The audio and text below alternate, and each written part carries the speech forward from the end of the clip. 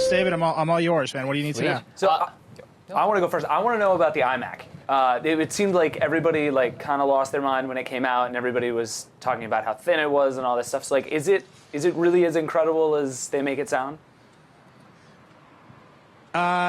So what happened was, when the iMac came out, they did a very dramatic introduction. The iMac is a masterpiece of visual trickery. So it came out and it was super thin, and it looked as thin as the screen on a MacBook Pro. And then Phil Schiller rotated it, and you see the gigantic round back. And gigantic is the wrong. It's not gigantic. It's just compared to how thin you think it is. The actual depth of it is surprising. So it looks very thin, and it's a really aggressive kind of bit of optical engineering that you've got this flat 5mm edge. But as soon as you kind of get around it all the way, you see how deep it really is. And so they did make it thinner, and they got rid of the optical drive, and they're doing this crazy fusion drive thing inside, which sounds to me like a regular hybrid hard drive. But the thing that shocked people, the thinness, kind of dissipated as soon as you get physically in front of it, and you see that there is depth behind it.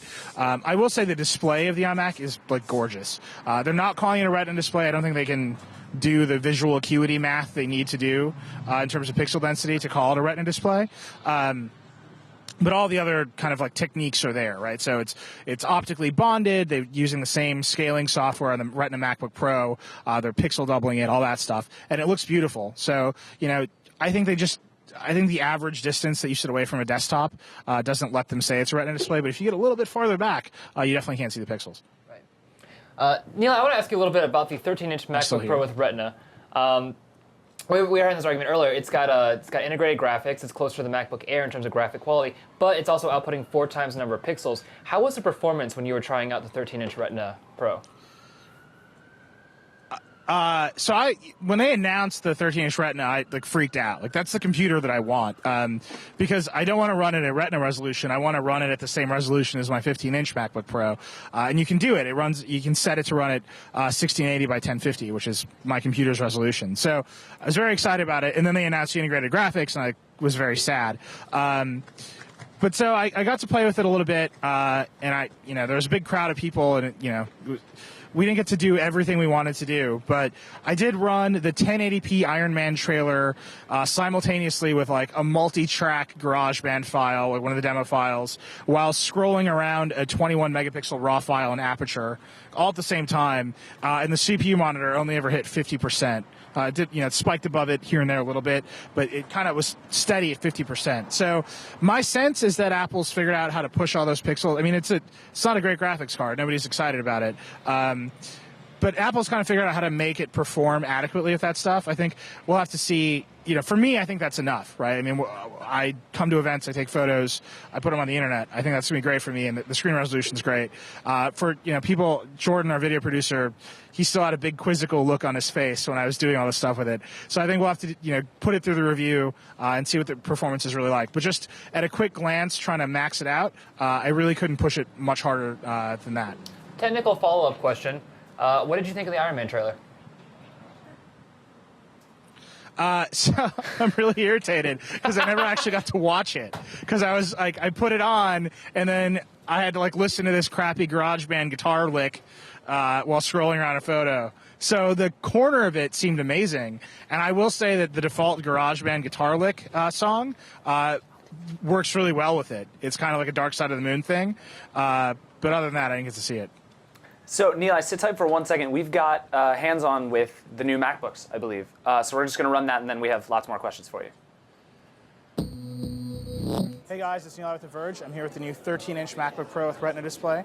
It looks very much like the previous MacBook Pro, only it is far, far thinner because it omits the optical drive. It's got some new ports here. It's got the new MagSafe port. It's got 2 Thunderbolt ports, USB 3. On the other side, it's got an HDMI port, obviously the SD card slot, and another USB 3. Obviously, the big change here is the Retina display. This has an effective resolution of 1280 by 800, but because it's pixel doubled, you can't see the pixels. It looks amazing. You can also run it at 1680 by 1050, which is the resolution of the old 15-inch MacBook Pro, which is great. So this, has a lot of potential for pro users. If you have a 15-inch MacBook Pro, you have every reason to look at this. And particularly important is this thing seems to perform really, really well. So we put together kind of an insane test here. I've got GarageBand open, I've got the 1080p Iron Man 3 trailer, and I've got Aperture with a 21 megapixel RAW file open. This is the CPU monitor. You can see all 4 cores are kind of barely doing anything. I'm going to start Iron Man. I'm going to start GarageBand. This is a cacophony of sound. And I'm going to start scrolling around in Aperture. Let's get Iron Man open here. And you can see everything's just kind of working pretty well, and the CPU is only about at half. So although it has integrated graphics, Intel HD 4000 graphics, and it's pushing this ultra-high resolution screen, performance seems to be actually really great, erasing kind of a big worry people had about those graphics powering this display. So that is the 13-inch MacBook Pro with Retina display. It's a great product. If you're like me and you have a 15-inch MacBook Pro, you have a whole new reason to want a smaller computer. Nilay, you still with us? Yeah, I'm here. Cool. It's funny because I just literally heard myself say everything I just said. It was pretty awesome. It was pretty awesome. So I'm that's here for you, Ross. You made the interesting point that this is a 15-inch. If you have a 15-inch Pro, this is a great alternative. What if you have an Air? Do you feel like this is a good upgrade? Do you think it's worth it?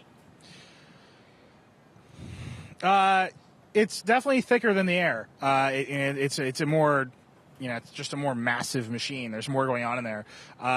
I wouldn't be racing to upgrade if I had an Air, but if I was one of the many people who want to move down the line to the Air, I would probably stop at the 13-inch Pro, because the screen is incredible, right? So looking at that screen versus looking at the Air screen, I think is a no-brainer. So if you're wanting to go down to I think Apple has to figure out what its next move is with these machines, because the Air is extremely thin and light. It's a beautiful computer, but it's clearly surpassed one level technologically by the Pro. And, maybe that's for the best. For the longest time, I couldn't think of a good reason to get the 13-inch Pro over the Air, and now there's a couple really good reasons to do it. So maybe Apple's stratifying its line a little bit more that way, but I would definitely get the Pro over the Air. That's great. We've gotten a lot of impressions on your hands-ons about the iPad mini, the iMac, the MacBook Pro. We've got your impressions from the theater. The one thing I want to ask about you personally, Nilay, when we were kind of planning for this event, we were talking, what is Tim Cook going to say? We were kind of convinced he'd bring up maps a little bit. I remember you particularly thought he would actually bring up maps in some way. They did the public apology. Not a single mention at all. So yeah. I don't know, man. They talked about iOS 6 a lot. They talked about how great their software is. They talked about all their successes. Did not, Apple events are structured very predictably, right? So, they're always the same. We sit down, we get a bunch of stats about how well they're doing. There's always a shot of an Apple store, usually in some far-flung place that I can't go to. And then, there's a little bit of an update on something, right? And it seemed like, the maps would be a great place to go and say, we're basically turning what has been a bit of a failure into a success. We're updating it. We're making it work better. And they just didn't do it. And I kind of understand why. At the moment I didn't understand, but they did so much today. They packed so much into this event. When they were doing the Mac Mini, for example, it went by so fast that if you blinked, you missed it. He was just basically like, here's a list of specs. I'm going to read them as fast as I can. Look at all these ports. Okay, that's the Mac Mini. Got to go. Oh, there's a server version, $1,000. By the way, let's talk about the iMac. It's really thin. Got to go. And it was about as fast as I've ever seen Apple go through an event. So, spending time talking about a failure, this kind of machination between, this didn't work out well and we fixed it, here's an improvement, when they could just talk about products that I think people are very excited about. I understand why they didn't do it. I think it would have been nice to see kind of a metric update, on where the maps were and where they've come, but that'll just happen over time. And, to be honest, the iPhone 5 is selling gangbusters. This iPad mini is going to sell crazy. I don't think people are worried about the maps. Are you going to grab mini? They're expecting Apple to fix it, and Apple's working on fixing it. Are you going to grab an iPad mini when it comes out? Mini. What? No. Really? I don't know, man. I have this new game I play with Apple products where I swear up and down that I'm not going to buy it, and then I go to a store and I play with one, and then I leave, and then a couple days later I come back and I say I'm not going to buy it, and then I do. So, but I do that with everything. That's how I have a Nexus 7. That's probably how I'll end up with a Surface. But it's $329. It's not it's a surprisingly good price point. I think the next year we'll see one come at $249, and that'll like dramatically change the stakes of this game. But I think Apple wanted to make I think Apple targeted the form factor, and they built whatever product they needed to build that form factor, and that hit $329. I think next year, if they do it the way they did with the original iPad, where they brought it down $100, that could really make an impact on these lower price tablets. I think Google still has a lot of potential at $199 with the Nexus 7, and I think we'll probably see some updates to the Nexus 7 coming shortly. Right, and we'll definitely talk about that more. Obviously, I think we're going to do another Vergecast on Thursday after the Microsoft event. We'll probably do another one on Monday to talk about Google. Yeah, there's only like 30 more events. There's only 30 more events. This is the first event, which is really weird to think about. This week it's a long week we've got ahead of us. I mean, I'll say kind of a final thought here is that it's very rare to when we did the iPhone 5 event, it was Apple's focus on the iPhone 5, and they put out these iPods, and the iPod Touch is great, and the iPod Nano is like, why did you make this? And their Apple's story didn't seem like it had gelled, right? They were just updating this phone. The software seemed very kind of like timid. Now, kind of in sum, the sheer amount of updates they've done to all of these products. Tim Cook said on stage, we've updated almost everything here. The only one that's missing is the Mac Pro. So, sorry guys, no one's ever getting a new Mac Pro. But they've updated all of their major products in really dramatic ways. I think the iPhone has proven to be a bit more of a substantive upgrade. It's still an iterative product, but I think now that people have them, they're seeing kind of the true level of update that it is over the 4S. Very few other companies are doing this level of like complete product line reinvention every year. And I think what's really interesting is that Google and Microsoft, they've both got events this week. They're both going to, particularly in Microsoft's case, they've got to reinvent Windows and say, here's the beginning of our tablet strategy.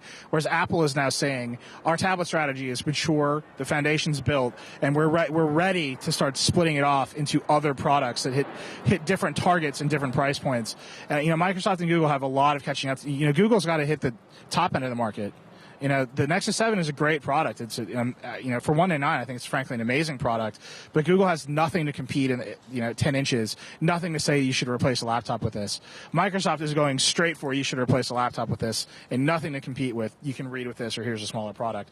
It's only Apple that's now hitting all of the kind of the marks, while still revamping all of its computers and doing all this other stuff that it's doing. So, I will say that I was pretty down after the iPhone 5. I thought the company needed to find kind of a new path, like a new aggression, kind of. But this event, and I think Josh was saying it too, this event to me was very aggressive. They're moving all their platforms forward. Even as something as mundane and simple as calling the new iPad with a Lightning connector the iPad 4th generation. I mean, they're just showing off. Like, they're just flaunting that they can change a generation of the product that quickly. It really is just a 3rd-gen iPad with a new processor and the Lightning connector. But they're trying to move everything forward as fast as possible. And I think this whole week, the industry will shake down after Google's done, after Microsoft is done, after Windows Phone 8 is coming out soon as well. So there's a lot more to come this week. But I think Apple's played a very strong hand here.